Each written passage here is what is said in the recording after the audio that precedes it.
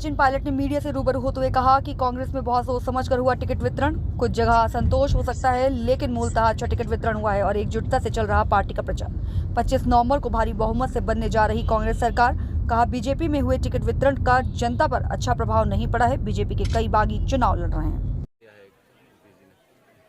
मैं तो इतना जानता हूं कि कोई कितनी भी कोशिश कर ले, लेकिन राजस्थान में जनता कांग्रेस के साथ थी और कांग्रेस के साथ रहेगी। चर्चा है कि राजस्थान में राज बदलेगा या रिवाज बदलेगा। कांग्रेस में राजस्थान में रिवाज इसलिए बदलेगा क्योंकि हर 5 साल में यहाँ सत्ता परिवर्तन होता है और उन 3 दशकों से लगातार यहाँ पर 5 साल भाजपा 5 साल कांग्रेस।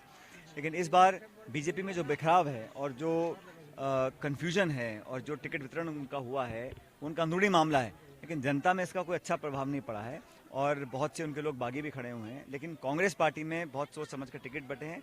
हाँ, कुछ जगह संतोष जरूर हो सकता है, लेकिन मूलतः अच्छा टिकट वितरण हुआ है और एकजुटता से हमारी पार्टी का प्रचार चल रहा है।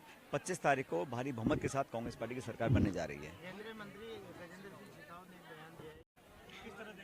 देखो, ये जाति धर्म की राजनीति कांग्रेस कभी करती नहीं है। हम लोग मुद्दों की बात करते हैं, जनता की बात करते हैं। हमारा मैनिफेस्टो बहुत जल्दी आने वाला है और हम लोगों ने जो परफॉर्मेंस काम का है और जो हम करेंगे, सिर्फ और सिर्फ आधार पे हम वोट मांगते हैं। ये जातिगण समीकरण का गुणा भाग करना, ये भाजपा को है, उनको मुबारक हो। हम तो पब्लिक की बात करेंगे, किसान के नौजवान की बात करेंगे, भविष्य की बात करेंगे। मैं बता रहा हूँ आपको, हम मिलकर चुनाव लड़ रहे हैं और हर संभाग में, हर क्षेत्र में कांग्रेस बढ़त में है और जैसे समय पास आएगा कांग्रेस की बढ़त और आगे बढ़ेगी।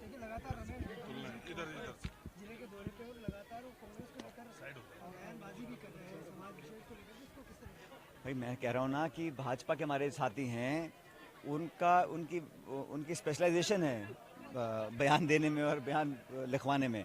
पब्लिक सब समझ रही है। इलेक्शन इश्यूज विकास के होने चाहिए। अगर कोई इससे अलग बात करता है तो समझ लीजिए ध्यान भटकाना चाहते हैं आप लोग। देखिए, विधानसभा क्षेत्र टोंक और पूरे जिले में हमारे सभी कांग्रेस के प्रत्याशी मजबूती से चुनाव लड़ रहे हैं।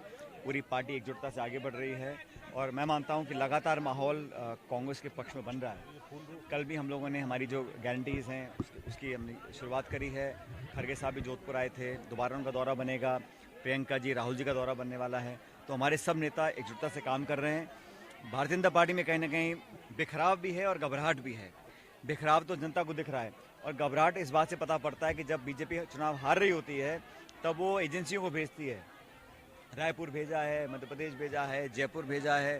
कांग्रेस के नेताओं को भयभीत करने के लिए एजेंसी का दुरुपयोग हो रहा है, लेकिन जनता सब समझदार है, सब जानती है। हम लोगों ने, पार्टी ने 2018 का जो मैनिफेस्टो था उस सारी घोषणाओं को लागू करने का काम किया है और मैं मानता हूं कि यहाँ अच्छे बहुमत के साथ कांग्रेस पार्टी की सरकार बनेगी। तेलंगाना, छत्तीसगढ़, मध्य प्रदेश, राजस्थान, कल मैं जबलपुर में था मध्य प्रदेश में, वहाँ पर एक तरफा हवा कांग्रेस पार्टी के पक्ष में है। इसलिए मुझे पूरा विश्वास है कि जो बदलाव हो रहा है और बीजेपी के जो केंद्रीय नेता हैं वो राजस्थान में आके प्रचार कर रहे हैं, लेकिन इन सब लोगों ने प्रचार किया था हिमाचल प्रदेश में भी, कर्नाटक में भी, लेकिन परिणाम कांग्रेस के पक्ष में आए थे। इसलिए मुझे पूर्ण विश्वास है जनता के ऊपर, किसानों के ऊपर, नौजवानों के ऊपर। सब लोग चाहते हैं कि यहाँ सरकार दोबारा कांग्रेस पार्टी की बने।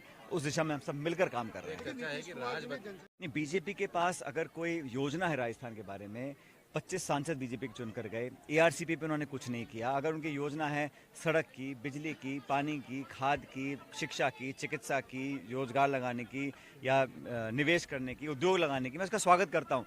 लेकिन धर्म को राजनीति से क्यों जोड़ा जा रहा है? ये धर्म को राजनीति से क्यों जोड़ते हैं? इसलिए जोड़ते हैं कि उनके पास कोई विकल्प नहीं है, कोई रोड मैप नहीं है। 5 साल के लिए राजस्थान के लिए आपकी क्या योजना है? आप धर्म की बात करो, मंदिर मस्जिद की बात करो चुनाव के समय। मुझे लगता है कि निर्वाचन आयोग को संज्ञान में लेना चाहिए। ये चुनाव होना चाहिए, इलेक्शन मुद्दे क्या हैं? पब्लिक के मुद्दे, विकास के मुद्दे। लेकिन आप बार बार इसमें धर्म की बात करो, धार्मिक बातों को लेकर आओ, ये लोकतंत्र के लिए अच्छा संकेत नहीं है। हर व्यक्ति को आज़ादी है, किसी धर्म को वो फॉलो कर सकता है, लेकिन राजनीतिक भाषणों में धर्म का बार बार उपयोग करना, ये मैं समझता हूँ कहीं ना कहीं घबराहट को दिखलाता है, क्योंकि विकास के मुद्दे पर कुछ कहने को उनके पास है नहीं, इसलिए बार बार धर्म की बात करते हैं। वेस्टर्न राजस्थान में करीब 30 से 35 सीटें हैं जिनका बीजेपी का आपके होते हुए कोई तोड़ नहीं है। केंद्रीय नेतृत्व वहाँ पर डेरा आने वाले समय में डालेगा। अमित शाह, कोई कितना डेरा डाल ले, ये पब्लिक बहुत समझदार है। 8 करोड़ लोग राजस्थान में रहते हैं और सब जानते हैं कि कौन कहता क्या है, करता क्या है।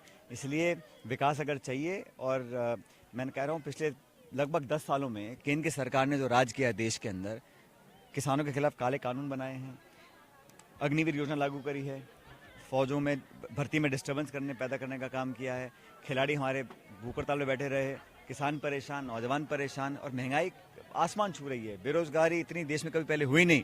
तो हर मोर्चे पर केंद्र सरकार विफल है, तो जनता बदलाव चाहती है देश के लेवल पर भी।